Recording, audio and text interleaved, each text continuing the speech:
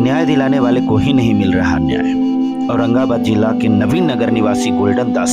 जो 85% लोगों की लड़ाई अपनी कीमती भूमि बेचकर लड़ रहे थे, जिन असहाय लोगों को लड़ने के लिए हिम्मत नहीं उन्हें हिम्मत देना, जिन्हें पैसा नहीं उन्हें आर्थिक सहायता प्रदान करना, जिनके पास न्यायिक लड़ाई लड़ने के लिए भाड़ा नहीं उन्हें भाड़ा, नाश्ता, चाय आदि तक देकर पूरी निष्ठा और ईमानदारी के साथ बाबा साहब के सच्चा सिपाही, लोकतंत्र के रक्षक को एक ऐसा व्यक्ति ने षड्यंत्र रचकर फंसाया जो स्वयं ठीक गोल्डन के चरित्र के विपरीत है, जिसका नाम नाबालिग लड़की के न्यूड वीडियो कांड में आया, जो क्राइम ब्रांच के घेरे में है, जिसका चरित्र लूटपाट, खसूट, रंगदारी, मारपीट आदि भिन्न भिन्न तरह के कार्यों में संलिप्त रहा है। गोल्डन कुमार जो शुरू से ही सामाजिक लड़ाई लड़ने का आदी रहा है, नवीनगर के स्वर्णों के विरुद्ध भी न्यायिक लड़ाई हेतु अपना बिगुल फूंक चुका था, इसलिए स्वर्ण इनको अपना प्रतिद्वंदी बना लिए। साथ ही इस न्यायिक लड़ाई लड़ने में जो भी पुलिस प्रशासन ने विधि सम्मत कार्य नहीं किया, उनके विरुद्ध भी इन्होंने लड़ाई को छेड़ दिया था तथा उनके ऊपर भी केस मुकदमा कराया, और उसने यह कभी नहीं सोचा कि कौन कितने बड़े पदाधिकारी हैं। इसलिए पुलिस प्रशासन भी इनके ऊपर हाथ धोकर पड़ गए। यहाँ तक कि मगध रेंज के पूर्व आईजी अमित लोढ़ा, गया के वर्तमान एसएसपी हरप्रीत कौर, जिसने 1 करोड़ का मानहानि का दावा किया था, वर्तमान एसपी औरंगाबाद कांतेश कुमार मिश्रा के ऊपर भी बरामद किया गया गांजा बेचने का पूरे प्रमाण के साथ गोल्डन ने इनके विरुद्ध कार्रवाई की मांग की थी।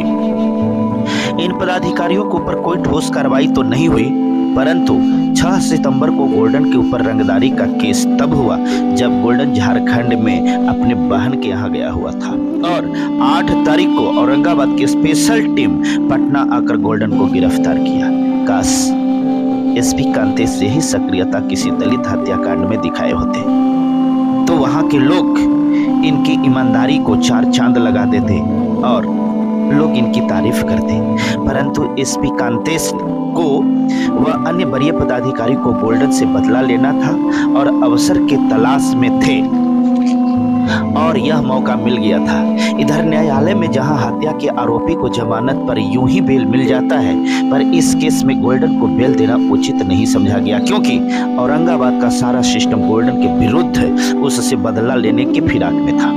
खास बात तो यह है कि जो ही नगर परिषद चुनाव की तारीख का घोषणा हुआ, यह एक्शन की शुरुआत हो गई, क्योंकि गोल्डन इस चुनाव में शामिल होकर अपने प्रतिद्वंदी को करारा जवाब देना चाहता था।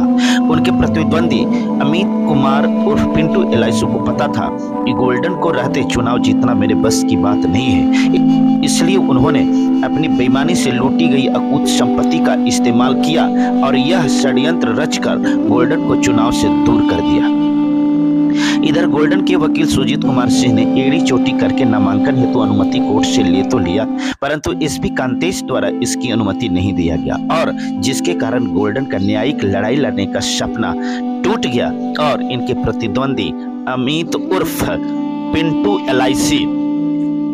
षड्यंत्र में कामयाब हो गए। परंतु जैसा कि सूचना मिल रही है, अमित का यह सपना जो चुनाव जीतने का है पूरा होगा या नहीं, यह तो वहां के 85% की जनता तय करेगी, परंतु यह तय हो गया है कि अमित कुमार उर्फ पिंटू एलआईसी के रहते वहां के दलित वर्ग के लोग इसी तरह फंसाए जाते रहेंगे और उन्हें डर के साए में ही जीना पड़ेगा। गोल्डन ने तो यह साबित कर दिया कि लड़ते हुए जेल जाना पसंद है, परंतु हम किसी के गुलामी, दलाली या तलवार चाटने वाला बनकर नहीं रह सकते।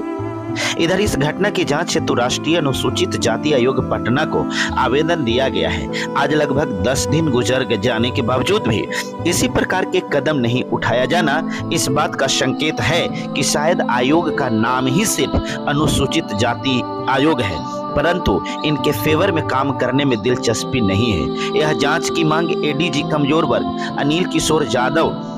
सर के पास भी दिया गया है, परंतु कार्यवाही की स्टेटस की जानकारी अभी तक मुहैया नहीं कराया गया है। इधर राजनीतिक पटल की अगर बात करें तो कुछ ही दिन पहले गोल्डन ने समतामूलक समाज पार्टी ज्वाइन किया था और उन्हें पार्टी के महासचिव बनाया गया था। उनकी गिरफ्तारी की सूचना के बावजूद भी उनकी न्यायिक लड़ाई के लिए कोई आवाज उठाना मुनासिब नहीं समझा। और इस प्रकार एक दलित योद्धा जो सबको न्याय दिलाता था, आज उसकी न्याय की लड़ाई लड़ने वाले नामर्दों की भांति हाथों में चूड़ियां तथा होठों में लिपस्टिक लगाकर बैठ गए। और इस तरह बिहार की न्यायिक लड़ाई में सौतेला व्यवहार करके गोल्डन के मनोबल को तोड़ने का एक बहुत बड़ा षड्यंत्र किया गया। अब तो आने वाला वक्त ही बताएगा कि गोल्डन की लड़ाई में विराम लगेगा या फिर दुगना उत्साह के साथ, दुगना साहस के साथ इस लड़ाई को लड़ा जाएगा। परंतु आप तमाम लोगों से मेरी तरफ से एक गुजारिश जरूर है कि आप गोल्डन की लड़ाई लड़कर तो नहीं दिला सके, परंतु इस खबर को अपने टोटल ग्रुप में अपने जितने भी जान पहचान के लोग हैं उनके पास शेयर कर दीजिए ताकि इस खबर का असर हो। बहुत बहुत शुक्रिया।